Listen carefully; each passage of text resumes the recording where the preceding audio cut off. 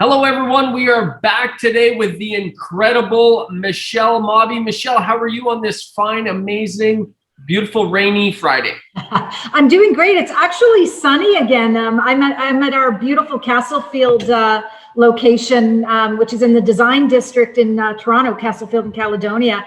And the sun has actually come out. We've been working here. I've been working with my team. Let me introduce you to Nagar.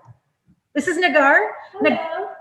Nagar is our architectural technologist extraordinaire. She's the one who does all of our technical drawings for us to absolute precision. And she and I have been sitting here because if nobody's ever been to our Castlefield location, it's full of windows.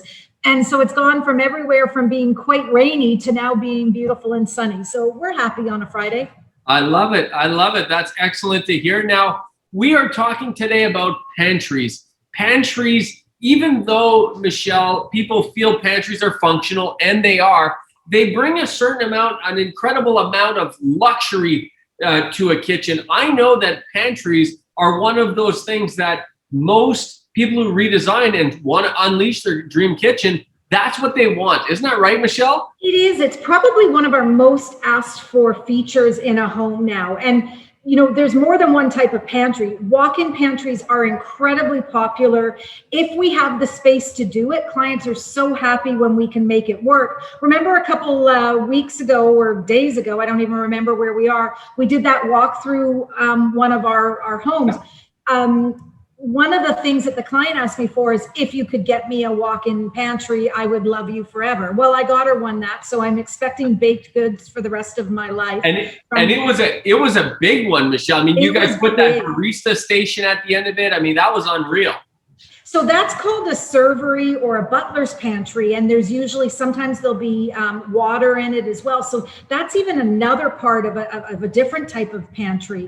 It's more exposed. It's also a place where we love to put these walk-through pantries and walk-through butler serveries between the kitchen and the dining room, so that as you're moving through the space, you know how you always want somewhere to put something down before you serve it to people? It's almost as that midway server, and that's why it can also be referred to as a servery or a butler's pantry. But then we have the big walk-in pantry, which what I love about them is that it's behind a closed door, and you can just pile stuff in there. You don't have to worry about things being neat and tidy. And it's just a really great repository for you to put all of your stuff. Now that's interesting because, and this has been, would you say this is a new trend towards walk-in pantries, or has this been a trend for a long time and people are now starting to treat themselves with walk-in pantries? What are your thoughts on this? You've been doing this for a long time, Michelle, over 20 years. Right. We're almost going back to them. A walk-in pantry and a butler's pantry are quite an old idea from older, larger homes.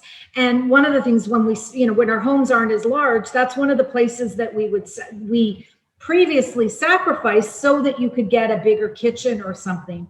But I think clients are really seeing that value again of having just a storage place right off of their kitchen that you can just walk into and put your cans and boxes and things that you don't necessarily use every day, more as your staples. Now, the other thing that we're really doing in pantries as well is we're putting appliances, not just a lot of clients just want to store like those larger appliances that they maybe only use once a week or once a month. Bring that into the kitchen and carry it. But we're also doing built-ins. I mean, we've done coffee stations in a walk-in pantry. We've done extra fridges. I'm trying to think what else we've done. Lots of different microwaves I've done in there. A lot of different appliances to actually round out that space and just give you that extra kitchen that you're looking for. Well, and I was just about to say, sometimes people feel that they can't have a pantry because it's going to make their kitchen smaller. But what I'm hearing you say is it's a different use of the space. You're creating this pantry, but it allows you to keep your kitchen that much cleaner, that much simpler. And it's a bit of a trade-off, isn't it? It is, but then if we don't have the space for these great walk-in pantries, we can also do really accessible pantries within the actual workable space of the kitchen. And we're doing, I'm sure people have seen those great ones that are quite skinny, but you pull out and you actually have access from both sides.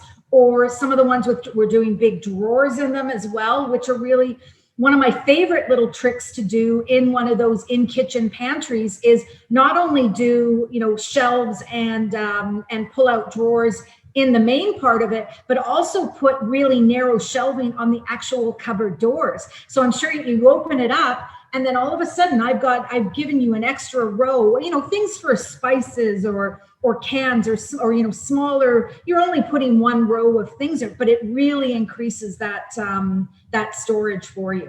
Well, and you know, this is interesting because this is the moment where function meets design, right, Michelle? And that is something that a lot of people, they want something that's going to look beautiful, that's going to make them feel great. That's what they want to unleash their dream kitchen. But there's also these functional issues they've been dealing with for 5, 10, 15, 20, 30, 40, 50 years, some people. Yeah. And they're looking for that function as well as the form and function. That's really what you bring to the table, right, Michelle? Absolutely. And that's why with every single client is different, and every single solution we bring to our kitchens is dependent on that client and individual to that client. So we really sit down with you. We find out what your likes are, what your needs are, what you hate is also a great thing, and really try and develop the absolute perfect kitchen for you. It may not be perfect for the person down the road or your next door neighbor or your sister or your brother or your mother, but it's going to be your perfect kitchen. And that's what gives us so much joy at Georgian, is actually really fine tuning and making it, well, your dream kitchen. I was just about to say, that's the beautiful thing about unleashing your dream kitchen, folks, is it's your dream kitchen, which is why the first step is to get a free design consultation with Rick or Karen or Danielle, one of our incredible build consultants, renovation build consultants. They're unbelievable. That's the first place to start, Michelle, to really start the conversation. So sign up to that, folks. We get thousands of requests a year. Get on the waiting list, and then we'll get you in as quickly as we can.